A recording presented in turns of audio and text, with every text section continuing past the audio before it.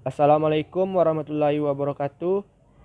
Baiklah, di sini saya akan mencoba mempresentasikan hasil diskusi kami dalam memenuhi tugas akhir praktikum mata kuliah ventilasi tambang. Di sini kami akan membahas tentang sistem kesehatan dan keselamatan kerja tambang bawah tanah.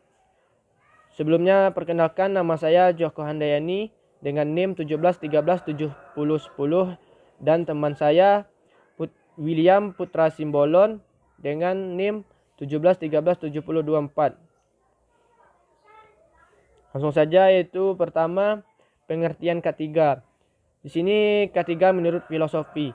K3 adalah suatu pemikiran dan upaya untuk menjamin keutuhan dan kesempurnaan jasmani maupun rohani tenaga kerja khususnya dan manusia pada umumnya, serta hasil karya dan budaya menuju masyarakat adil dan makmur. Selanjutnya yaitu K3 menurut keilmuan. K3 adalah semua ilmu dan penerapannya untuk mencegah terjadinya kecelakaan kerja, penyakit akibat kerja atau PAK, kebakaran, peledakan, dan pencemaran lingkungan. Selanjutnya yaitu K3 menurut OSAS 18001/2007. K3 adalah semua kondisi dan faktor yang dapat berdampak pada keselamatan dan kesehatan kerja tenaga kerja maupun orang lain, kontraktor, pemasok, pengunjung, dan tamu di tempat kerja. Selanjutnya yaitu unsur-unsur penunjang kesehatan dan keselamatan kerja. 1. Adanya keamanan dan kesehatan kerja. 2. Adanya kesadaran dalam menjaga keamanan dan kesehatan kerja. 3. Teliti dalam bekerja. 4. Melaksanakan prosedur kerja dengan memperhatikan keamanan dan kesehatan kerja. Selanjutnya itu potensi bahaya. Di sini ada yang pertama yaitu bahaya dari peledakan, yang kedua bahaya kebakaran, yang ketiga bahaya dari debu tambang, yang keempat bahaya dari kebisingan alat-alat dalam areal pertambangan, yang kelima yaitu bahaya dari gas berbahaya seperti gas karbon dioksida, gas metan, dan gas karbon monoksida. Selanjutnya itu bahaya tertimpa material, bahaya kecelakaan lalu lintas tambang, dan bahaya longsor di areal pertambangan. Di sini yaitu bahaya. Selanjutnya jenis-jenis bahaya, yaitu 1. Bahaya kimia. Bahaya kimia adalah jenis bahaya pekerjaan yang disebabkan oleh paparan bahan kimia di tempat kerja. Selanjutnya itu bahaya fisik. Bahaya fisik merupakan potensi bahaya yang dapat menyebabkan gangguan kesehatan terhadap tenaga kerja yang terpapar secara terus-menerus oleh faktor fisik. Selanjutnya itu bahaya biologi.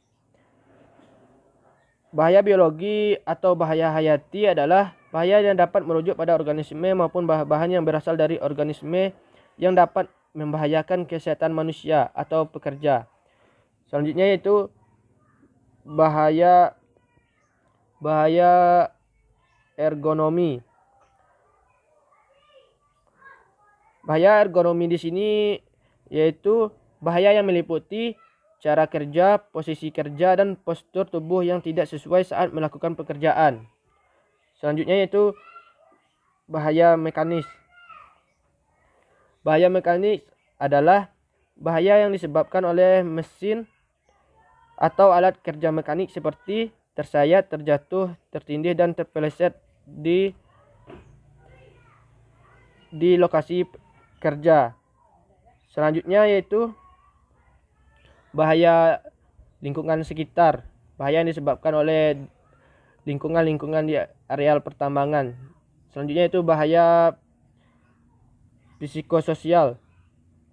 Bahaya psikososial adalah bahaya yang disebabkan oleh aspek-aspek pada desain pekerjaan, organisasi pekerjaan, serta konteks sosial dan lingkungan yang memiliki potensi untuk menyebabkan gangguan fisik maupun fisiologis. Selanjutnya itu bahaya tingkah laku dan bahaya kelistrikan. Selanjutnya, untuk mencegah bahaya diperlukan satu, mengenal dan memahami pekerjaan yang akan dilakukan. Dua, mengetahui jenis bahaya yang bisa timbul dari bahaya yang akan dilakukan. Tiga, identifikasi terhadap bahaya. Empat, pengendalian bahaya. Selanjutnya yaitu tujuan dari kesehatan dan keselamatan kerja. Satu, agar setiap pegawai mendapat jaminan keselamatan dan kesehatan kerja baik secara fisik, sosial maupun fisiologis. Dua, menggunakan perlengkapan dan peralatan kerja dengan sebaik-baiknya dan selektif mungkin. Tiga, agar semua hasil produksi dipelihara keamanannya. Empat, untuk adanya jaminan atas pemeliharaan dan peningkatan kesehatan gizi pegawai. 5. Meningkatkan kegairahan, keserasian kerja dan partisipasi kerja. 6. Agar terhindar dari gangguan kesehatan yang disebabkan oleh lingkungan atau kondisi kerja. 7. Agar setiap pegawai merasa aman dan terlindungi dalam bekerja. Di sini yaitu selanjutnya perlengkapan peralatan dalam kesehatan dan keselamatan kerja. 1. Pakaian kerja. Tujuan pakaian kerja di sini adalah pakaian kerja adalah melindungi badan manusia terhadap pengaruh-pengaruh yang kurang sehat atau yang bisa melukai badan. 2. Yaitu sepatu. Sepatu atau safety shoes merupakan perlindungan terhadap kaki. Setiap pekerja konstruksi perlu memakai sepatu dengan sol yang tebal supaya bisa bebas berjalan di mana tanpa terluka oleh benda-benda tajam atau kemasukan oleh kotoran dari bagian bawah. Bagian muka sepatu dalam pertambangan ini harus cukup keras supaya kaki tidak terluka kalau tertimpa benda dari atas. Selanjutnya itu perlengkapan dalam ketiga yaitu kacamata. Kacamata pengaman digunakan untuk melindungi mata dari debu kayu, batu, atau serpih besi yang berterbangan di tiup angin. Mengingat partikel-partikel debu berukuran sangat kecil yang terkadang tidak terlihat oleh mata, dan pekerjaan yang membutuhkan kacamata adalah mengelas. Selanjutnya itu sarung tangan. Penggunaan sarung tangan adalah melindungi tangan dari benda-benda keras dan tajam selama menjalankan kegiatan. Salah satu kegiatan yang memerlukan sarung tangan adalah mengangkat besi, tulangan, kayu, pekerjaan yang sifatnya berulang seperti mendorong gerobak kor secara terus-menerus. Baiklah, itulah presentasi dari saya dan selanjutnya akan dijelaskan oleh teman saya. Sekian, terima kasih. Baiklah, saya William Puter Simbolon. Pada kesempatan ini saya akan melanjutkan materi dari teman saya, yaitu peralatan dan perlengkapan K3. Adapun peralatan dan perlengkapan K3 yang selanjutnya yaitu 5. Helm. Helm ini berfungsi untuk melindungi kepala dari benturan, pukulan atau kejatuhan benda tajam dan berat yang melayang atau meluncur di udara. Helm ini juga bisa melindungi kepala dari radiasi panas, api, percikan bahan kimia, ataupun suhu yang ekstrim. 6. Sabuk pengaman. Sabuk pengaman berfungsi utama menjaga seorang pekerja dari kecelakaan kerja pada saat bekerja. Misalnya saja pada kegiatan ereksian baja pada bangunan tower. 7. Penutup telinga. Penutup telinga digunakan untuk melindungi telinga dari bunyi-bunyi volume suara yang cukup keras dan bising yang dikeluarkan mesin. 8. Masker. Masker ini merupakan pelindung bagi pernapasan dari berbagai material konstruksi berukuran besar sampai sangat kecil yang merupakan sisa dari suatu kegiatan. Misalnya saja pada serbuk kayu, sisa dari kegiatan memotong, mengamplas, dan mengerut kayu. 9. Tangga. Tangga merupakan alat untuk memanjat yang umum digunakan. Pemilihan dan penempatan alat ini mencapai ketinggian tertentu. Dalam posisi aman harus menjadi pertimbangan utama. 10. P3K. P3K atau pertolongan pertama pada kecelakaan. Apabila terjadi kecelakaan, baik bersifat ringan ataupun yang berat di dalam pekerjaan konstruksi, sudah seharusnya mendapatkan pertolongan pertama. Untuk itu, pelaksana konstruksi wajib menyediakan obat-obatan yang digunakan untuk pertolongan pertama. Selanjutnya, adapun faktor-faktor kecelakaan kerja. Adapun yang faktornya itu 1. Kecerobohan personal.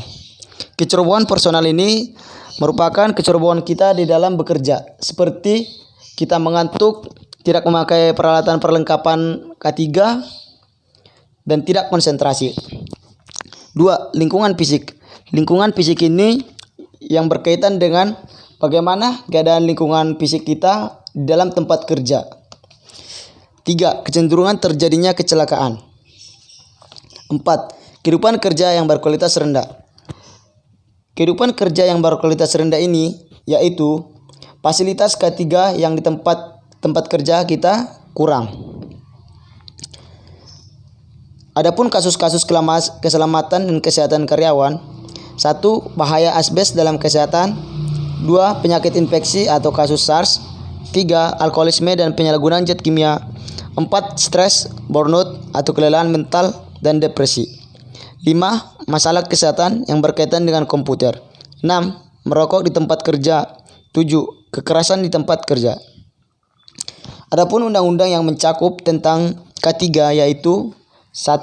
Pasal 86 Undang-Undang Nomor 13 2003 yang berisi setiap pekerja buruh mempunyai hak untuk memperoleh perlindungan yang terbagi atas 3 poin, yaitu A.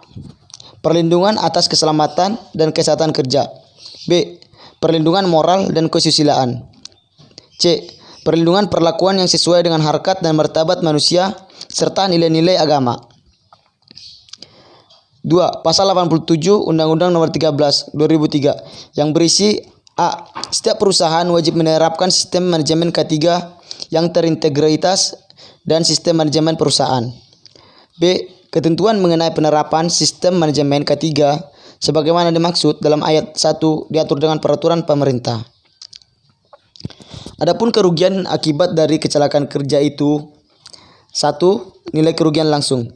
Nilai kerugian langsung ini yaitu yang dapat berkaitan dengan peril yang menimpa harta, yaitu kerugian yang diderita karena rusaknya atau hancurnya harta yang terkena peril.